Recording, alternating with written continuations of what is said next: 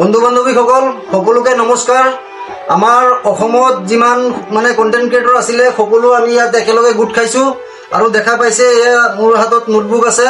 আমি সকলো content creator ইয়াত একলগ হৈ পেলাই এটা হিচাপ কৰি আছোঁ যে শিৱসাগৰত যিটো বান পৰিস্থিতি হৈছে তাৰ কাৰণে আমি কেনেকুৱা শিৱসাগৰবাসীক সহায় কৰিব পাৰোঁ তাৰে এটা আমি আলোচনা কৰি আছোঁ।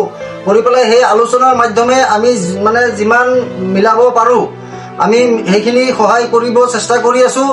আৰু তাৰ উপৰিও আমাৰ যিখিনি দৰ্শকে ভিডিঅ' চাই আছে বা আমাৰ ফলোৱাৰ্ছ আছে তেওঁলোকক মই আপত্তি কৰিম যে আপোনালোকে যদি কিবা দান বৰঙণি আগবঢ়াম বুলি ভাবিছে শিৱসাগৰলৈ, কাৰণ বহুত দূৰৰ ৰাস্তা হয়, সকলোৱে যোৱাটো সম্ভৱ নহয়।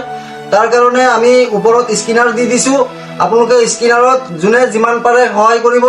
আৰু যদি স্কেনাৰত কোনোবাই টকা পইচা দি সহায় কৰিব নোৱাৰে ভিডিঅ'টো বেছিতকৈ বেছি শ্বেয়াৰ কৰি দিব, কাৰণ আমি 1 তাৰিখে শিৱসাগৰ লৈ পেলাই ৰাওনা হ'ম।